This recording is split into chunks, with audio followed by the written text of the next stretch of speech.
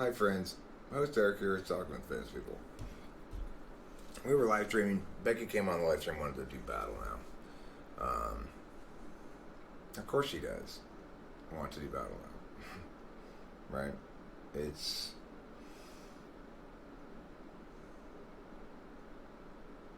well, it's pretty clear. Let me start over. So I want to make a video called "Disinformation, Dislike Mobs, and Critique," and to discuss the various storms of controversy that I always find myself embroiled in. Note, each storm of controversy thinks it's the first, and it's going to tear me down. That's insane. Yeah. I've weathered a million of these things. Sometimes people don't like me, and that's fine. And then sometimes people are just absolutely being eaten alive inside over FE shit that they need to give up on a little bit. I understand that, right? Like, because that's like emphasized a lot, right? FE stuff. I think FE stuff is. So, some shifts have happened the last few months of talking with things. There have been a few areas of controversy. The areas of controversy are always the same. I talk about someone or something going on in my life that others deem a private area that Eric shouldn't talk about on the internet.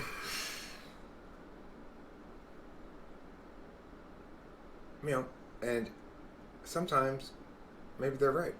Sometimes sometimes I choose to talk about things on the internet that later on I conclude maybe they're right, maybe I shouldn't talk about them. Of course, we all share things in private with certain people. So, for example, Spacey and Tori shared some things in private with us that I would never try to use against them, because I understood that they were said in confidence and that they weren't intended to be discussed out loud. It's not the case that I talk about everything. There's a lot of shit I don't talk about.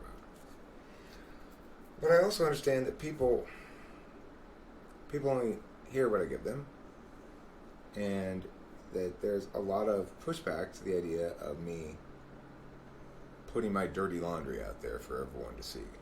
Well, I've got a few different responses to this. First of all, number one, if the other party has any willingness to communicate with me reasonably, then troubles, disputes between us don't go up on the internet except through mutual agreement and decision. Rachel and I decided yesterday to live stream about the fight. I talked to her about it ahead of time. It was a choice we both made. It wasn't me compelling her to endure anything. Mm-hmm. Well, why? Because she and I kept talking until we resolved the fight. And she was letting me be heard. And this is the most important thing. There are circumstances when somebody behaves badly in life. In those circumstances, the person who behaves badly needs to be able to be held to account by someone, somehow, somewhere, some way, right? There's not a single person in the world who is above reproach, including me. So, given the fact that everybody is going to be subject to critique, including me, including Rachel, including you, including everybody, it makes sense to have some ways to understand what to do with critiques when we encounter them in the world. So there are basically three kinds of critiques rendered about people. The first one is a behavioral critique. The second one is an ontological critique. And the third one is an organizational or a linkage critique. So what that means is either I don't like what you did, I don't like who you are, or I don't like who or what you're associated with. So, the only legitimate kind of critique is the behavioral one. Now, there are a number of... One of the things I've been accused of by both Spacey and Becky and I'm sure Spacey's girlfriend as well, is being a liar. But I have asked them time and time and time again to produce an example of me telling a lie. And they've yet to be able to produce one. That doesn't mean I told no lies. Are they claiming that they never lie at all? I mean, I do my best to not lie. Everyone does. Rachel caught me in a lie. I was lying to my dad. He's somebody I will sometimes lie to. And maybe I shouldn't, and probably I shouldn't. And it caused me to think about it more, you know? When she caught me in this lie, keep in mind, this had nothing to do with the channel. This was not for shows. It had nothing to do with any video we were making, right? No. When you caught me in this lie, even though nobody was watching except you and me, so I wasn't trying to prove anything for any third party. Oh, hell no. Did I sit there and attack you? Did I refuse to respond on point? Did I avoid your critique? Did I deal with your critique unfairly? Or did I acknowledge my own wrongdoing? Yeah. It was uncomfortable, but you definitely 100% did. I owned it. And it was Yes, uncomfortable. and I appreciated that so much because it opened up for a conversation. And it was uncomfortable for me. It's like people don't get it. They think, well, Eric, you're always just squirreling out of everything. Bullshit. The reason it seems like I'm squirreling out of shit, the reason it seems, how come Eric's always writing stuff, and why is he not getting caught with being and doing shit? Because I'm not doing shit. I walk a narrow path on purpose. Why do I walk such a narrow path? There is one reason, and one reason only. So that nobody ever has any legitimate arguments against me. That's it. That's why I walk such a narrow path. Now, Spacey came onto the live stream last night, attempting to attack me by saying he avoids outright lies and twists the truth. What he's saying is, Eric is not lying. And I don't like his interpretation of the truth. It's a totally a fair, reasonable interpretation. Absolutely. That's what he's saying. That's... Now, yeah. a couple breaths later, he accused me of being a liar again. So, I would point out that if somebody is violating their own core principles, such as logic and consistency and truth and justice and things like that, in defense of a teammate, then one needs to question whether that is a teammate one wishes to defend. Regardless, the thumbs down things. So Spacey's girlfriend's father, I suspect, might, just a hypothesis, knowing what kind of stuff he does and his capabilities, he would seem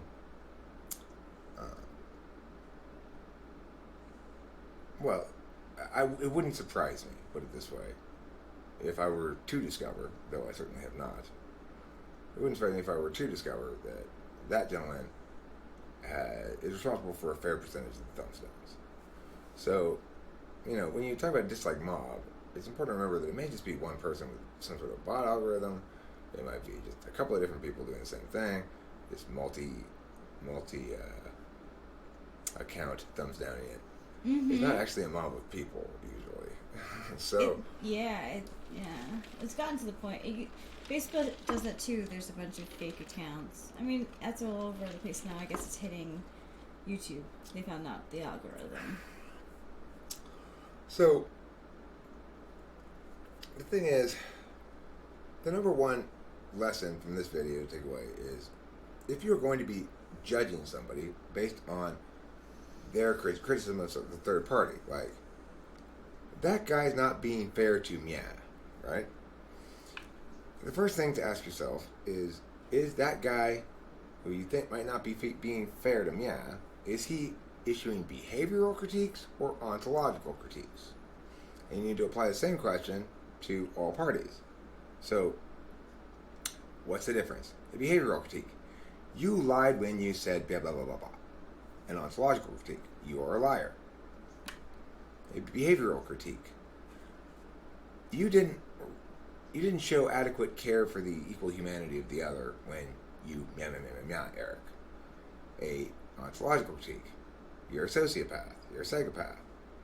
Now, you might fairly say, Eric, you brought up this dark triad shit yourself in one of the videos. I did. And my point was in that video that the same fundamental failure is underlying all dark triad expression, basically. And that fundamental failure is a failure to take accountability, which is in itself rooted in a lack of trust. The ability to take accountability means when I say to Rachel, okay, you're right, then I'm operating under the assumption that she's not going to use my concession against me, but that will be the end of the adversarial phase and the beginning of the returning to work together phase. That's my assumption, because that's the trust that I have as a foundation from having been raised in a really healthy environment, as Rachel's gotten to see. My parents are excellent people, and they always loved the shit out of me and took great care of me, and applied these sort of principles themselves. My dad has a doctorate in philosophy, which I did not know, and which it makes me happy to discover.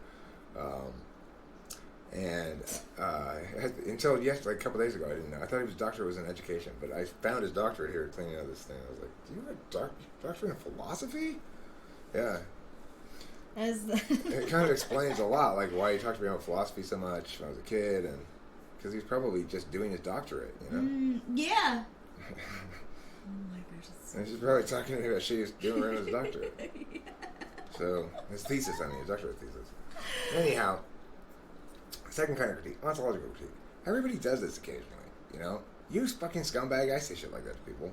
Name calling is, in my opinion, the mildest form of ontological critique. Definitely. Because it's not specific to you. If I call you a fucking bitch, I'm not pointing to or drawing from anything specific about you that you would actually link to. It's a very generic name indicating, like, last night, or the other night, maybe it was last night, I don't remember. In her journal she wrote, "Oh yeah. Fuck you, Eric, fuck off, Eric, you dick." That's the mildest form of ontological critique. It's technically not okay, but, both Rachel and I understand that generic name calling is never intended to hurt, really. It's intended to get across how mad you are. Right, in simplest terms, right. And I've said that sentence to several people. Mm-hmm. Like, across the board, and that's people, fine. Yeah. It's specific, personalized critiques that hurt. Yeah. It's not general name calling. Absolutely. And if you have a big problem with general name calling, like that, like you can't handle a little rough and tumble name calling, like, true. Especially when you stop being such a bitch is a perfectly reasonable thing to say to somebody if they're being a bitch. Yeah. Especially if you add the being in as there, it is, right? Yeah. Call a spade. No. Is right. that not a phrase? Yeah. So the thing is, we're all guilty of some ontological critique, but you got to look and see what is the person's ultimate goal in terms of what do they want to do to your perceptions about me. As I've said many, many times, I'm not trying to condemn Becky. I don't hate Becky. I don't think anyone else should condemn her. I'm not in favor of slut-shaming her or something like that. I did. Now, this is the thing she ended up hammering in this live stream that was cut short by the slabs, was that I screamed at her and that I used her constipation against her, I guess. Those are the two things she said that she could sustain muster with.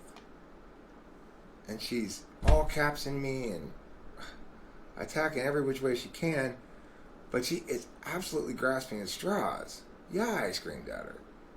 I raised my voice at her. She was being being adversarial too. Just because, if I take a quiet form of adversarialness, it's still being combative, it's still being negationary, it's still being oppositional. Those are the actual engines that matter. The tonal thing may be important to observers. It may help her seem more calm to observers or something. It's irrelevant, though, and she knows it is. She is grasping at absolute fucking straws. Now, look, for most of my life, I've always shat on astrology, tarot, all that stuff is just silly, ridiculous nonsense. And you've told me. But I have got to tell you about this thing that is happening, I believe, right now, or tomorrow or something. It's happening right now, I believe, yeah. Okay. Mercury in retrograde. So what Mercury in retrograde does is it makes you, so purportedly according to astrology, is it makes you revisit old shit you haven't processed yet. That's a great way of saying it, because it doesn't necessarily have to be relationships. It can be anything that you process. Anything that needs to be dealt with. It's unresolved, right? And during this period of time, you'll go back and revisit these old fights you've had, these old unresolved things. The thing is, look, we're all proud. I'm proud too. I don't want to lose a battle and be the one who has to be humble. But we all have to do that sometimes, including me. Including Kendrick Lamar. And the thing is, if you want to actually process this stuff, at the end of the day, on a lot of issues in life, one simply has to be humble and experience a loss, you know? Go, well, fuck, I totally lost that battle. That sucks ass. Okay, I guess I'll apologize or just sort of fess up. I'll start working on my surrender narrative now or something. That's what Becky needs to do. And, you know, it's like, look, Becky, we all gotta do that sometimes. This is a growth moment, you know? You might be right that I shouldn't have talked about it on the internet. You might be right that somewhere along the line you texted me and that should have been adequate to me to as a okay, let's talk. But the reality is, somebody was reading to me the text messages at the time, and I don't remember exactly what it said, but I know exactly what happened. We got that text message. Well, give me the gist of it. Is it conciliatory? Is it reaching out? Is it a peacemaking thing? No, definitely not. Is she attacking me? She's attacking me. Okay, well, then I'm not going to respond to it.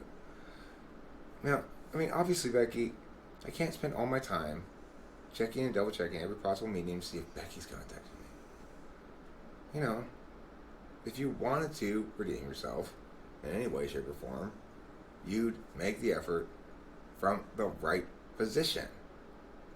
You're not in a position to control the frame here. Because while I did maybe speak out of turn or something, the amount of spiteful slander you've thrown at me since then, the depths of scumminess that you're willing to go to condemn me wholeheartedly, despite the fact that I've not done anything of the sort to you, it's ugly and it's unbecoming. So, and this is exactly what I had an issue with Kimberly as well, was this spitefulness. Regardless of why it exists, this unwillingness to ever be the one who has to sacrifice bunt in the game. Well, I'm never the one who has to sacrifice bunt. I'm never the one who has to sacrifice fly. I'm never the one who has to make the block. I always get to run with the ball. Okay, so those are shitty, you know, those might be the crappy plays that you don't want to, like, get, but those are the things you have to play in order to play for the team and win. That's it. Right.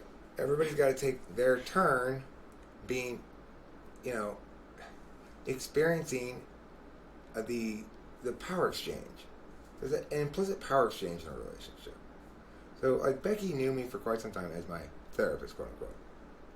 I mean, the thing is, she did a great job with me and Kimberly. She helped me a lot. Helped me come to terms with the fact that Kimberly was just being toxic. It wasn't my fault. That's I didn't a big do anything. deal, yeah. Like, the things that she was trying to make me believe about myself were incredibly false, totally unwarranted things, as has been reinforced massively when I've been with Rachel. You know? But if somebody's BPD or something like that, and they are going to damage you substantially unless you are in a unique sort of situation like me. Kimberly did not really do much lasting damage to me, but I learned a lot of important lasting lessons. And Becky was a contributing factor in that. Like I've always said, I like Becky. Always liked Becky. She reminds me a lot of myself at that age, when I was a little less able, perhaps. Although even then I was able to do it, but a little less able then to take my lumps, you know. But you got to. Now, here's the thing. It's the lesson I'm learning here in dealing with these various assorted people who are gathering a oppositional force against me, which is definitely the case. You know, Spacey's girlfriend was talking shit before we had our separation. What I think is interesting about that story line here is that I don't wish ill on Spacey at all. I don't even wish ill on his girlfriend. I'm just saying I'm mad still a little bit. Like, how can they even be asking me to be accountable for anything yet when I've still been denied basic accountability for what I want accountability for? And when, you know, when his girlfriend disrespects me and it turns out has been working actively against me behind my back while I'm supporting her to some extent or another, at least a little bit, it was appalling. Now, they want to hold me to account for how I've acted after that without her being held to account for how she acted at all. She didn't, in parts she didn't even act. And how she continues to act. Like, she came into the live stream and started spewing all this stuff about how, run, Rachel, run, you can see now how toxic he is and shit like that. Except, I absolutely am not, in any way, shape, or form, toxic. I'm incredibly fair. I say what I mean. You can rely on my words. There's nothing predatory about me. Am I more casual about what I talk about than some people would like? Yes. Am I more serious about being transparent and getting my autobiography, including all the parts with as little editing as possible, out onto the internet? Yes. If you are coming to spend a lot of time with me and you don't give me explicit instructions on what you want me to not share, should you expect me to share stories and stuff about you? Yes, 100% for sure. If you are uncomfortable with that, do not come around me. That's it. Very simple. If you're uncomfortable with me sharing truth about you, then you probably shouldn't come around me. Because you're probably up to no good.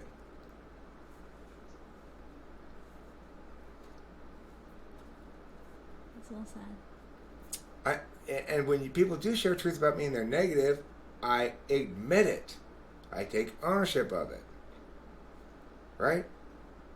Becky's right in her critique that I facilitated the act that I later condemned at first. I admitted that a long time ago. I acknowledged it a long time ago. You're right. I did not respond correctly at first. I was a little slow on the uptake as to the fact that she was not planning on telling her boyfriend before she came. I was a little slow on the uptake on that one. I didn't get that as soon as other people did, I guess. But once I did get it, I tried to sort of work with her. I wanted her to come.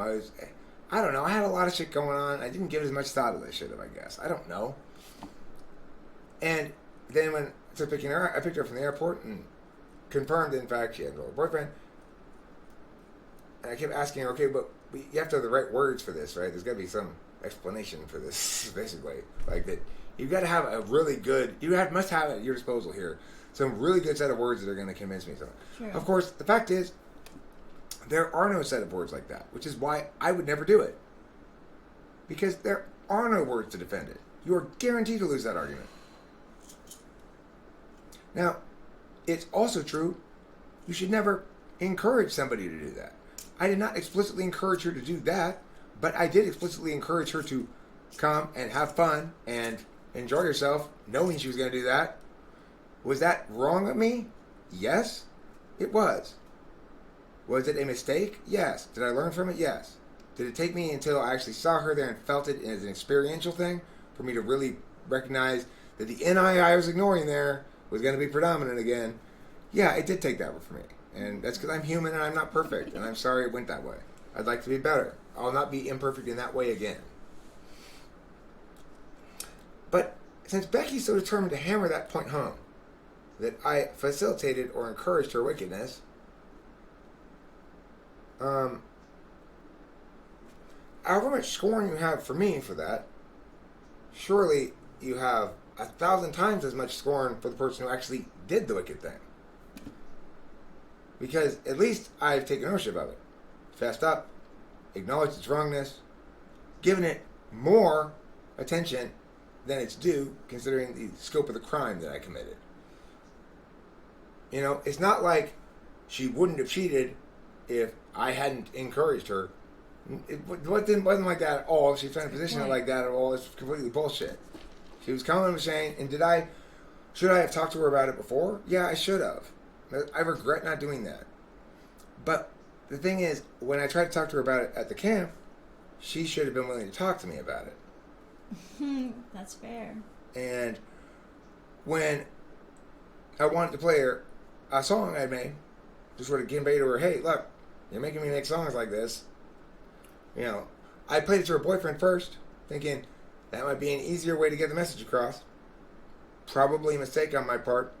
Again, Becky wants to talk about how I'm making terrible mistakes curing her cancer. Well, you know, don't be cancerous, and then I won't have to do any operations at all. Right? You came into my home, you were extremely rude on a number of different vectors. And I wanted to convey that to you and talk to you about it. I may have chosen an imperfect way of conveying that to you and talking to you about it. But again, you are the one who came into my home and was rude. Forget about sleeping with somebody other than your boyfriend. Irrelevant. You were rude. You were completely absorbed with your significant other to the exclusion of everybody else. At least 2 different people complained to me about it. So,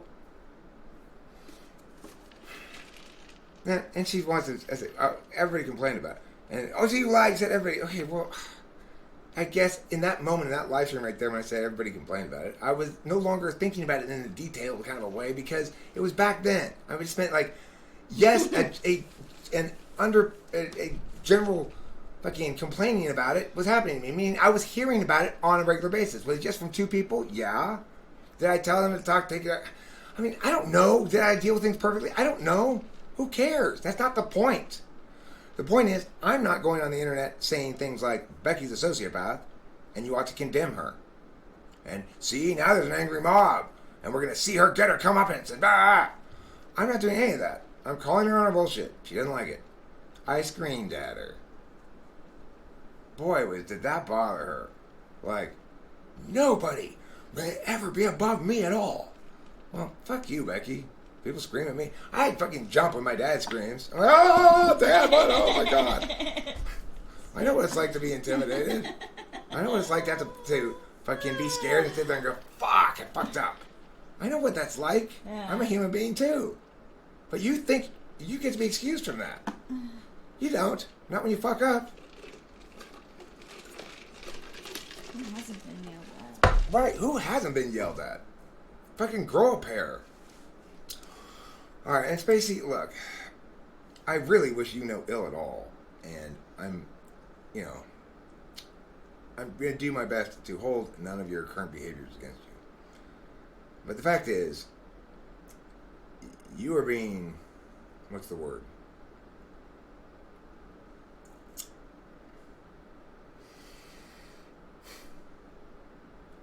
You are being dragged into sin.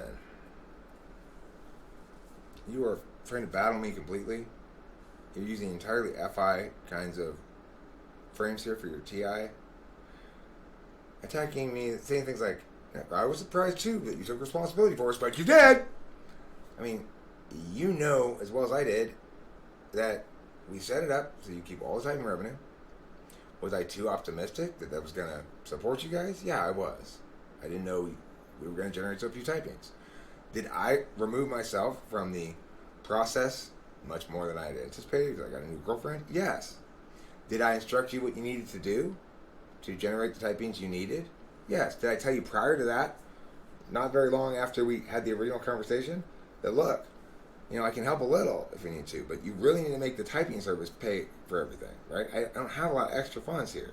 Like I said, I can, if the typing service doesn't pay, I can make up the difference first month or two. That's what I said.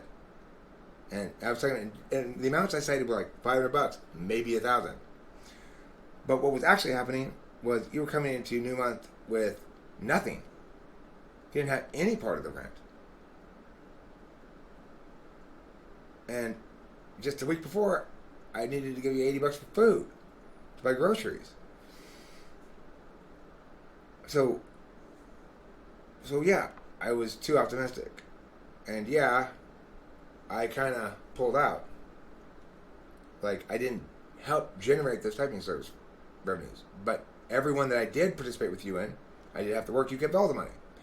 When we went to the coffee shop, type that guy. Just maybe a week before you left. He paid us $130.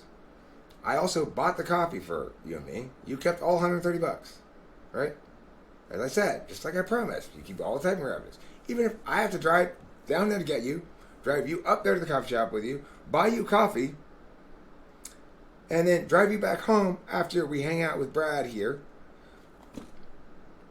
Even though not only are you keeping all the money, but you're also getting free coffee, and I'm spending gas money just to make it such that you can have all the money. But then you say things like, well, you promised we wouldn't be homeless. Well, I did, and I fulfilled that promise, and we were meeting to talk about that again at McDonald's. The fact is, at that point, I had really no funds to give you. I was broke as fuck. But I was going to sit down and talk with you about it and figure something out. Figure where we're going to have to generate some funds or get you some housing some way. Where can I go get money from to give to Spacey so he can be okay? But the big problem was, there's one thing I didn't get any satisfaction about. I had something that I needed from you as well. So it's not just you need me to give you stuff. It's I sometimes need you to do some things too. Yes, you were checking my email, and that was good. Mm-hmm. But you weren't making 10 to 12 videos a day, short videos, like I said, even though it would only take you a couple hours. I get that you're SC Polar. You really got nothing to complain about. You came here for summer camp. You said, I want to stay. I'm really unhappy in New York. I heard you mention suicide on a number of occasions prior to that. I was worried about you. I still said, you gotta give me some time. You really can't. This is not gonna work. You can't be here. You mentioned again you wanted to stay. How sad you were. When I sang that song that night, I'm Not Your Dad, Spacey, you looked so genuinely sad about it that, like, you really wished I were your dad and stuff. So when Delilah up and fucking moved out in a huff, seemed like the slap thing to do, I got Kimberly to agree to it, and I said, okay, yes, you can stay. And it worked great. Right? Until what? Until you, despite me saying no, she cannot stay here, not more than a couple of days, you brought Tori here anyway. And I'm like, well, I guess we'll have to make it work out, see what happens. It's not me giving implicit or tacit consent or approval of the thing. It's me dealing with something that's forced upon me as gracefully as I could. Right? Yes. You did it very gracefully. Thank you. Now, the one good thing about it is it kind of brought an abrupt end to me and Kimberly. Kimberly was understandably livid at the sort of disrespect implicit in it, I guess. Yeah. But, my frustration was, okay, well, I get that you have a good cause, but you don't have to choose to take that cause, right? You can always save it for later. Well, look, I could slam the fuck out of this guy right now because of the shit he pulled. Or I could find out how it plays out. If it plays out badly, then I'll slam the fuck out of him. Because then it's proof that he did, in fact, make a terrible mistake. Ergo, here we are. You initiated that. You imposed that person upon me. I didn't want her here. I never asked you to bring her. I never agreed for you to bring her. Now, once she was here, and it precipitated the end of my relationship, and I was going through the transition thing, I wanted to make sure that I continued to make sure you had housing of some sort. Fortunately, you had Tori with you, so I had to account for her too. So I thought, well, look, all we gotta do, the typing sessions have been picking up, all we gotta do is maximize that vector, just fucking make constant typing videos, fucking book a bunch of sessions, do the what is it called? The Blitz that we did. Oh yeah. Very successful. And the songs. Oh, and, you know, all we gotta do is that sort of stuff, the typing Blitz stuff, and we'll generate the necessary typing sessions. And despite the fact that I was with my new girlfriend, I was always there to do the sessions with you, even though you're giving all the money, because some people wanted me, right? But the problem is, you didn't do that stuff, Spacey. You didn't make a bunch of short little videos, like I said, each of which had at the end of it a short advertisement pimping the service. I mentioned to you multiple times, you never did it. Would it have worked? I don't know. A little better than it did. But, you know, it takes about as long to make a 7-minute video with a little ad and upload it as it does to call me and ask me for more money. So,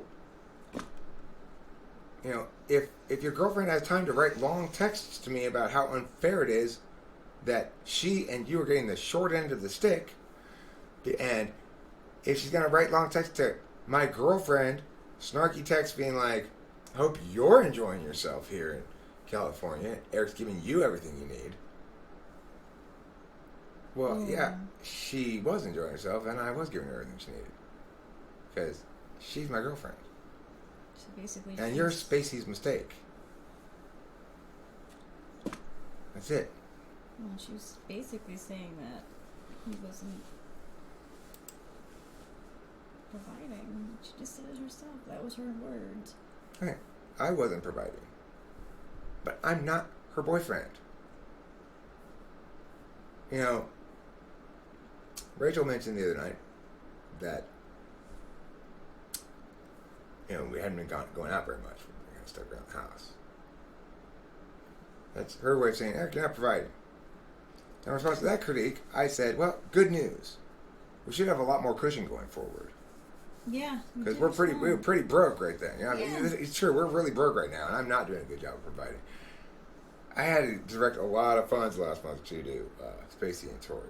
So the good news is we should be much more comfortable going forward. We shouldn't run into this problem at the end of months and stuff anymore. Note, when I make these sort of arrangements, people are welcome to hold me to them, provided they do their end of it. If they don't do their end of it, they can't hold me to it. It's a basic issue of good faith bargaining that the people who are getting funds, resources, access to ways of generating funds and resources from me are not at the same time behind my back talking shit and aiding and abetting my enemies. Now that's exactly what was happening. Not from Spacey, I would hope, at the time, but certainly from his girlfriend.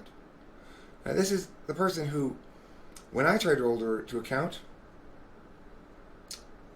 she absolutely refused. When I said, well then just be quiet, she openly, on multiple occasions, ignored what I had said, even though she's sitting here in my room, right? And then, in order to avoid being responsible for avoiding being responsible, she faked an illness and made Spacey take her to the hospital.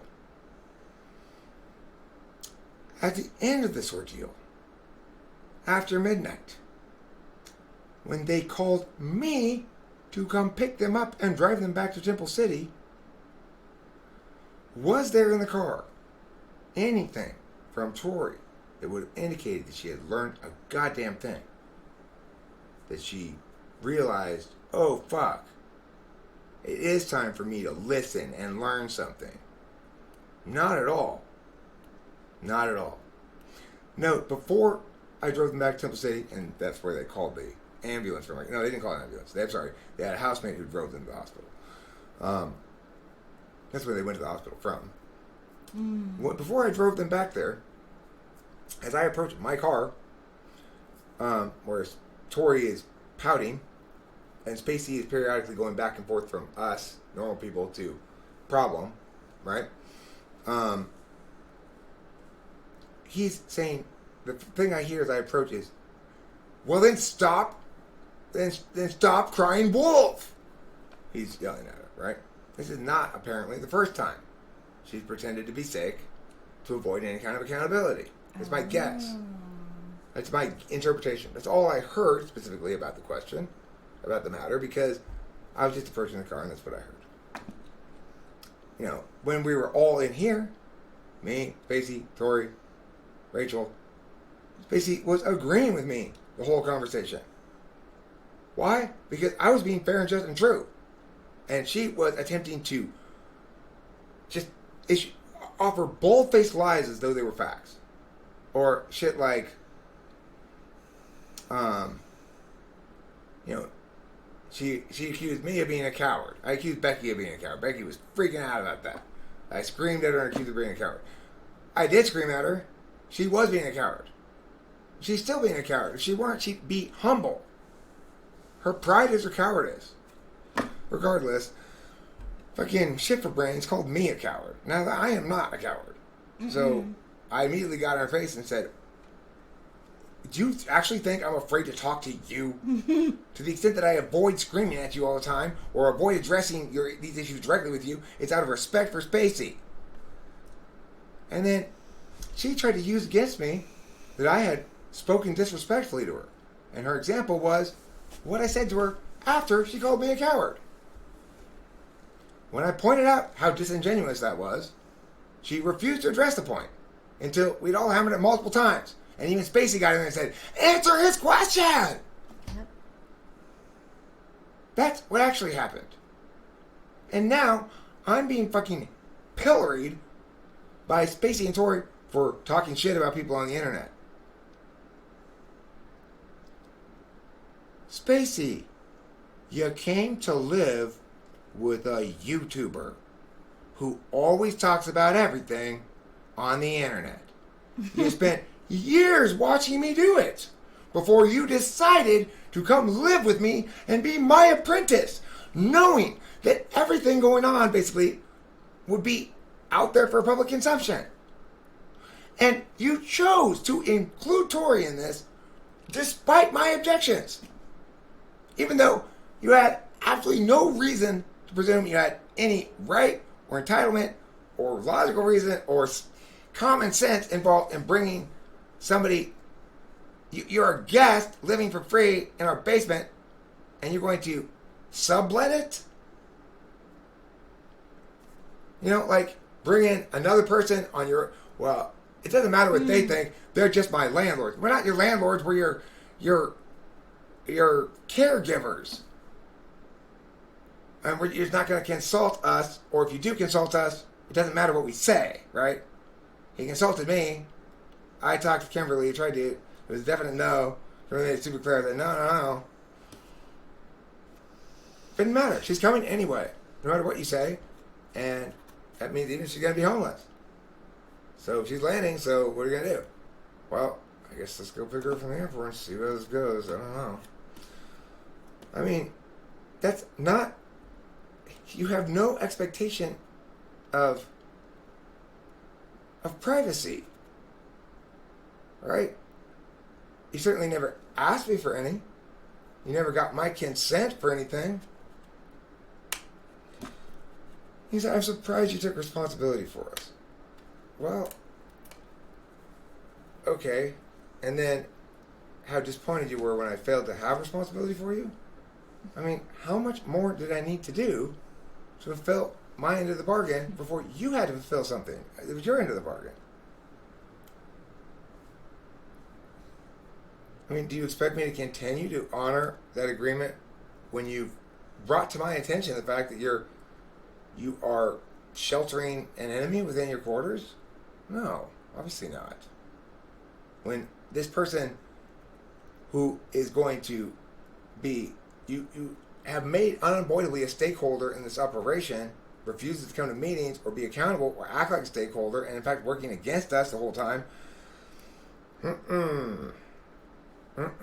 No way. That's bad faith on your end, and it justifies dissolution of the contract for sure. Keeping in mind that all it promised you was everything I gave you plus more. The fact that you were unable to do the things necessary to generate the revenue is somewhat my fault, I guess. But boy, are you swimming in entitlement. Now, I know that's not Spacey swimming in entitlement. Spacey's getting gangrene, right? That's not good. He's got a fever. I get it. You're a person of character, and right now you're sinking to new lows on behalf of this.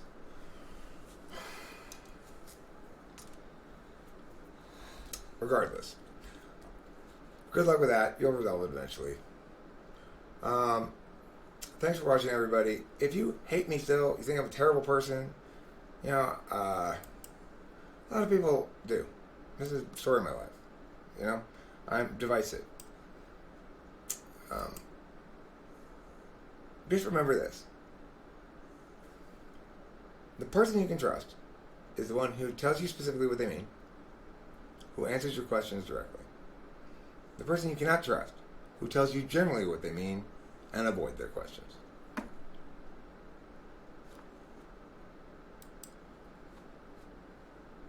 That's really good.